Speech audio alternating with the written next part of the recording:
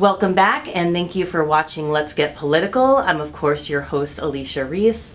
Today we have State Representative Robin Bartleman answering 13 questions for us. Thank you for taking the time. Oh, I'm excited to be here. Glad to have you. The first question is, who is your best friend at the Capitol? Wow, I have a lot of best friends. It would actually surprise people that even though we fight across the aisle, that we're friends. I have friends that are on both sides of the aisle. So I have Marie Woodson is my suite mate. I call her my sister. She serves in Broward County with me. Representative Dana Trabulsi, she's chair of the Education Committee. I consider her a friend. I find it interesting because people think when you come up here that it's going to be, you're always fighting, and we are when it comes to policy issues, but most of us are able to leave that on the field, and so it's nice. There's some really good people up here. Who is your best friend from across the aisle? I have to give a shout out to Rep. Smith because since my freshman year, he as well, and there are so many people that are just kind, and you can debate issues and it doesn't become a personal issue. So that does happen. I know when people watch social media and they see everything going on, we can be civil and we can agree to disagree. What do you do when you aren't in Tallahassee and when you are in Tallahassee but not at the Capitol? What do I do when I'm not in Tallahassee? I am a state representative. People say that this is a part-time job. It is not. It takes all of my time. I go out to community meetings, business chambers. I visit with constituents. I visit schools. Because for me to serve my community, I really need to get out there and find out what issues are important to them. We also do a lot of different things in my district. For instance, we set up Florida Department of Motor Vehicle pop-up sites so that my constituents don't have to go down to the DMV and they come into the designated location. We have a certain number of appointments and they get their needs taken care of. There was a huge situation just recently where Citizens Insurance was sending out memos and everyone was really confused. Like, you have to take this company or you don't have to take this company. And it was perfect because those letters were sent out right before my already scheduled time for Citizens Property Insurance to come to District 103. They actually spent time in my office during the day and met with constituents. So we actually, as opposed to them having to call Citizens, wait on hold, not get somebody, they got to come to my office, meet with them in person. They were bringing envelopes of their papers because they're really frustrated. And no one can afford their property insurance. And then you don't know what to do when Citizens is saying, oh, you need to get off or you need to take this company. What does that really mean? So we try to provide as much constituent services as possible. So I'm doing that all day, every day. During COVID, I represent Century Village.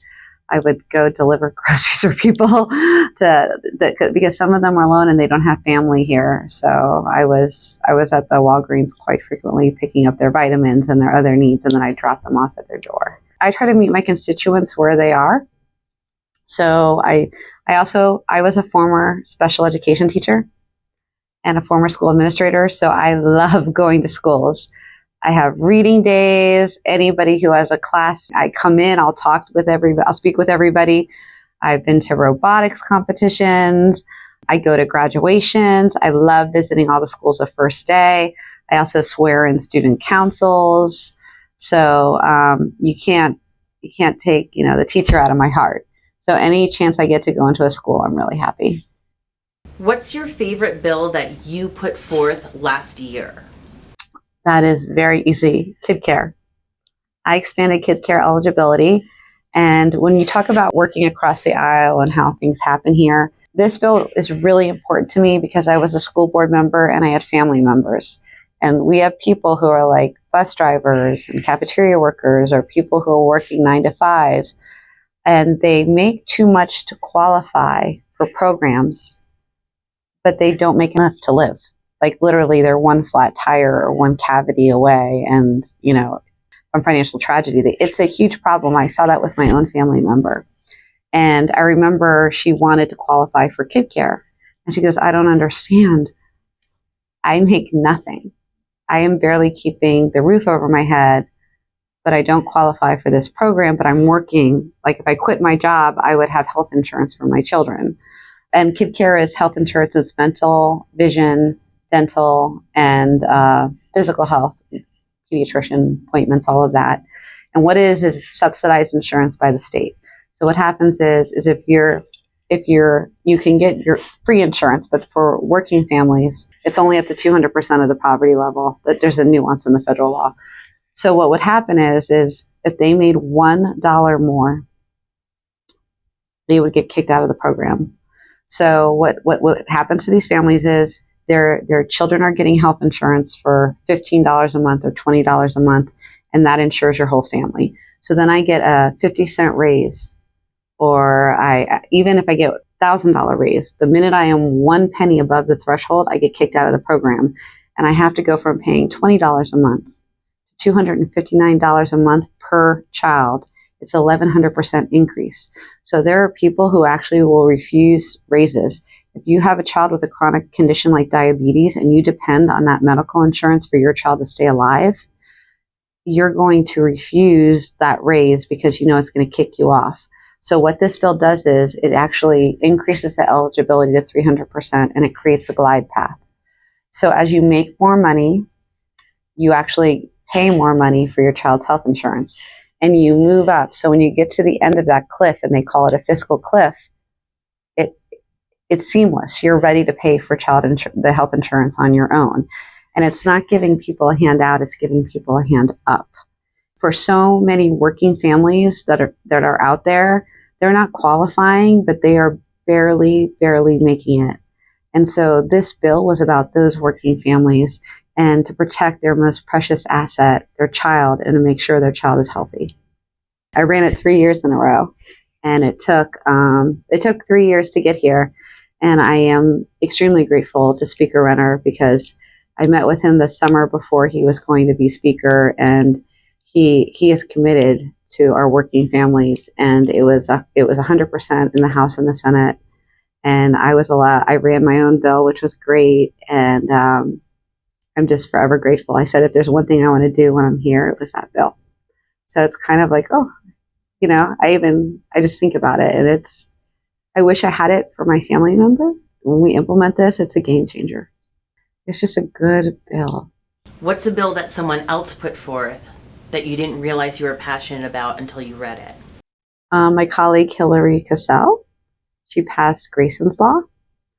And Grayson is a young boy who was murdered by his father. It was a death by suicide and murder. And the mother, Allie, actually went to the police and said, you need to give me my son. He's threatening me. He's doing this. He had a tracker on the car. I'm very concerned. The judge did not listen. And eventually they went into the father's apartment, and 3-year-old Grayson was murdered. The first session, I met with Allie. The first year, a more experienced rep carried the bill, and I thought that was better. And I've gotten to know Allie personally now as a friend. And the second year, Representative Cassell carried the bill, and it was rewritten a little differently, and it passed. And so now there are going to be changes in the court so that something like this never happens again. So that bill, because I had met the parent, because I'd been to all the memorials, that was a great bill, and I was proud to hit my yes button and co-sponsor it. That was a really good bill. Do you live in your district?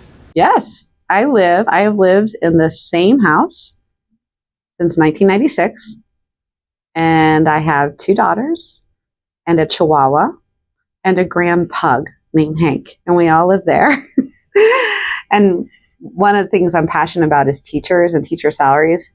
And the cost of living in Broward County is so bad that my 24-year-old daughter, who's a second grade teacher, lives with me.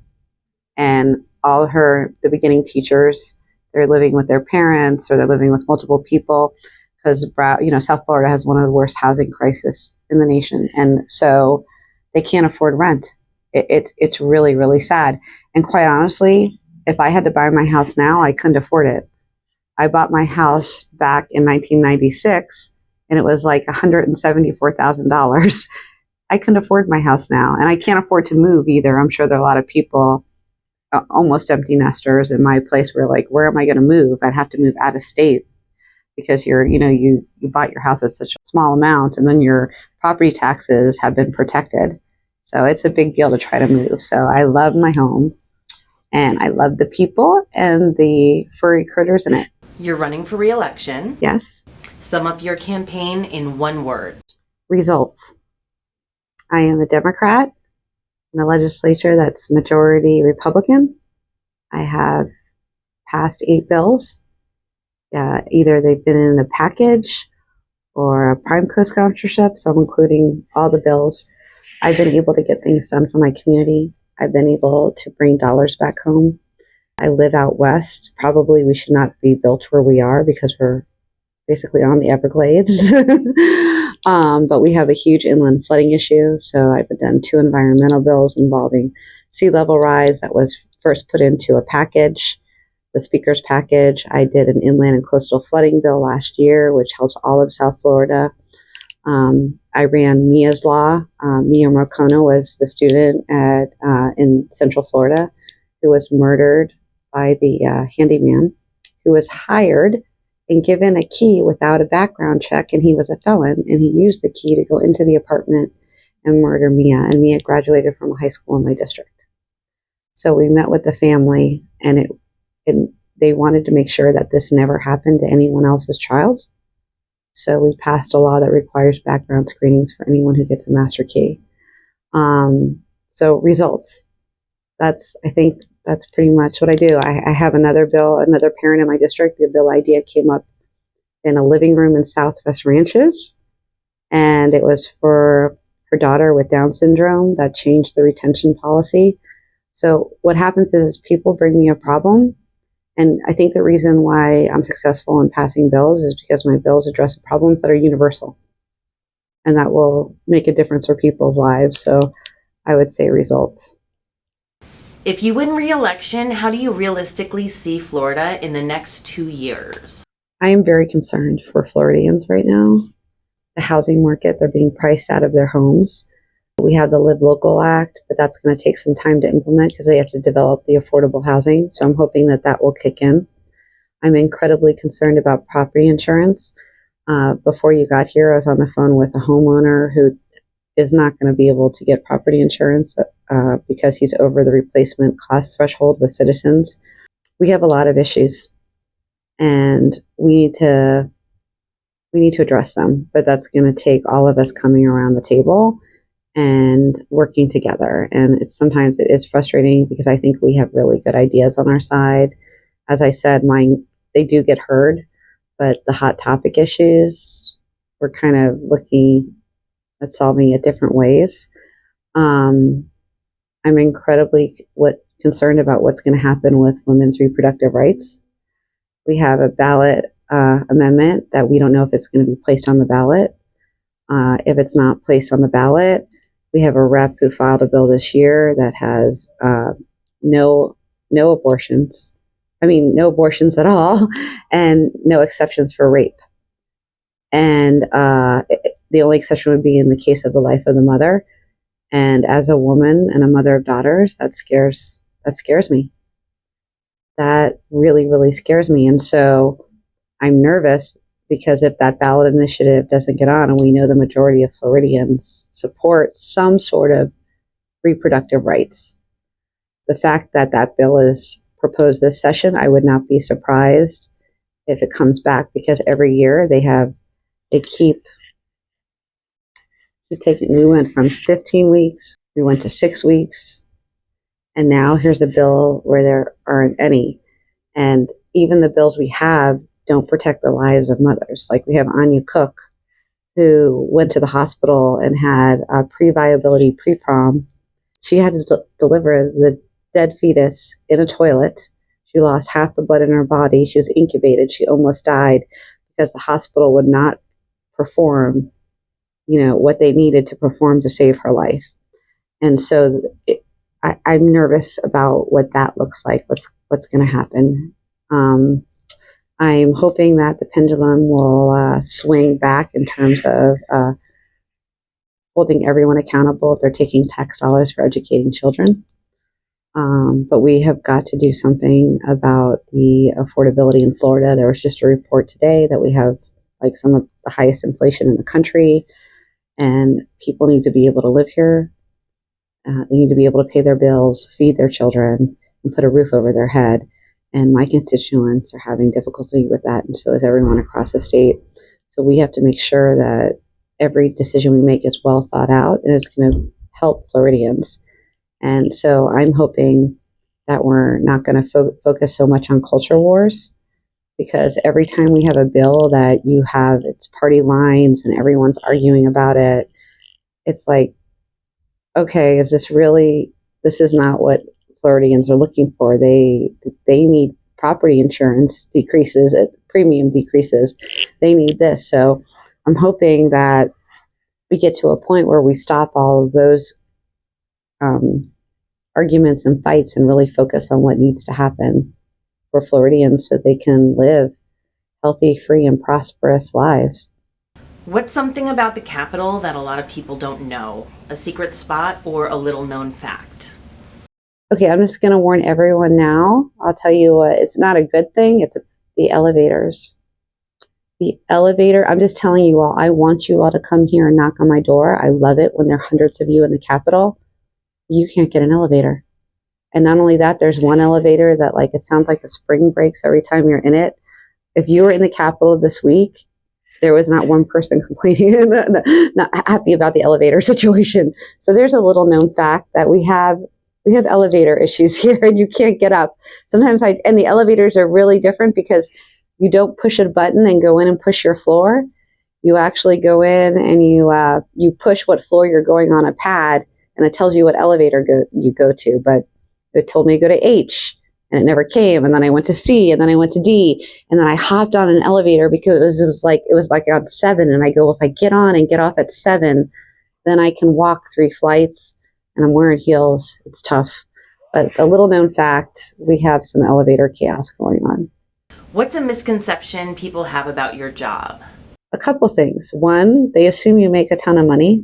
Our salary is $29,000.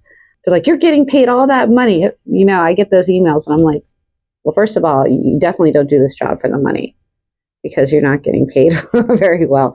You do it because it's your passion. I think the people I meet, I really educate them on what I can do and what I can't do.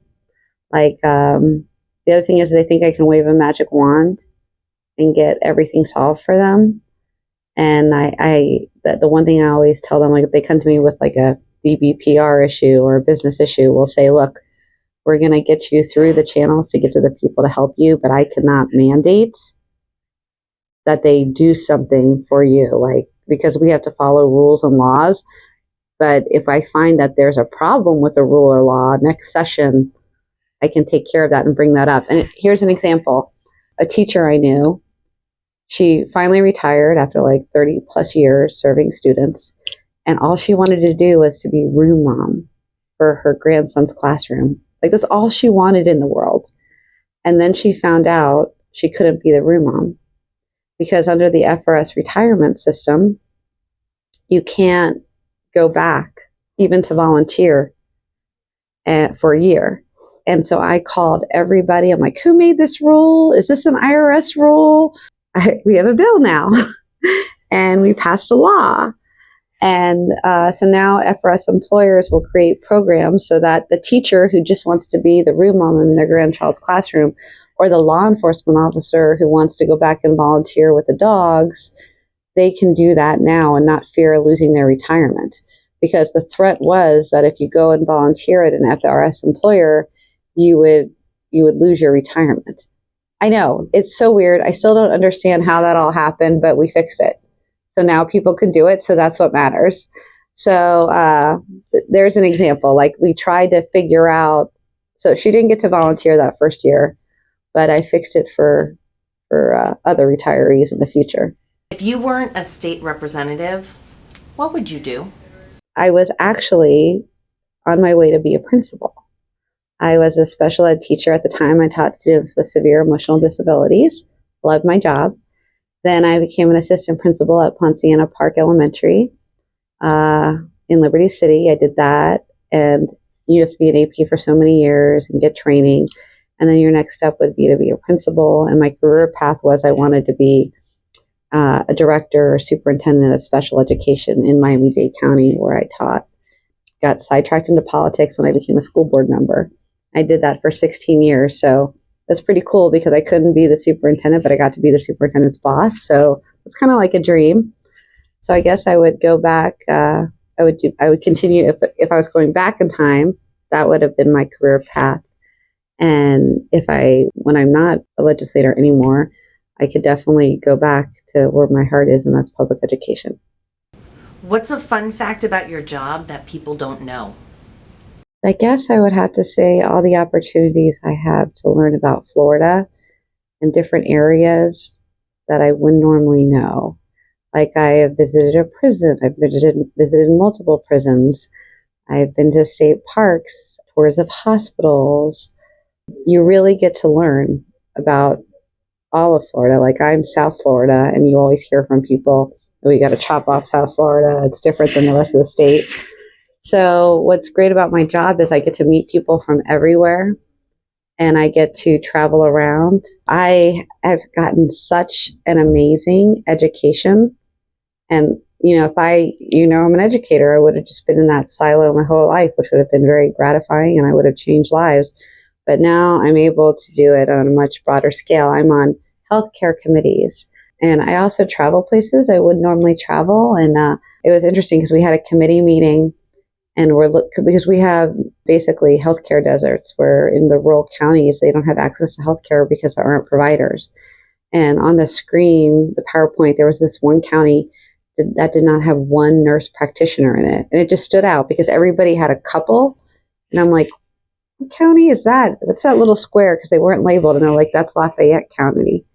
And I was able to drive through Lafayette County, and it was very rural, and there is not a lot there. And coming from Broward County and growing up in Miami-Dade County, it really opens my eyes. So I've been able to see things through a different light.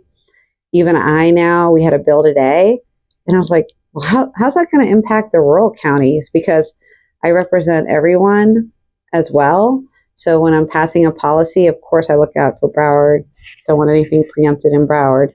But then I'm also thinking, well, what is this going to do to that rural county? So it's kind of fun. And you get to meet a lot of people. I have met so many different people, made so many friends, and my constituents I love. I have a group of seniors from Century Village, and I go to breakfast with them like maybe once a month when I'm in town, because they always go. They go every week for a senior special at one restaurant. It's like $6. I'm almost there. I'm 51. At 55, I get it. But it's great because you meet people you wouldn't have normally met, and they're amazing. I have two constituents that I see quite frequently, like 99 and 90 years old, and I like to sit and talk to them. And I'm like, and what was your favorite decade? And one of them actually has a hump on her back because she got polio 2 months before the vaccine came out. So it's great. And I spend a lot of time with all of my constituents. I go around and I'll meet you for coffee. I'll go to your house. I try to make sure I know what's going on and how I can help people. So I love that. It's really rewarding, this job. What does your perfect day include? My perfect day. My daughters are happy and healthy, and my dogs are happy and healthy, and my family. So I wake up and I don't have to worry about anyone. In terms of the legislature, I would say all my bills are ready for the floor and are going to pass unanimously. That's a perfect day in the legislature. Most importantly, health and happiness. My family any mom out there knows that. And if my daughters are going to watch this, it's you too. Just letting them know. Thank you so much for taking the time to answer these questions. Thank you. That was fun.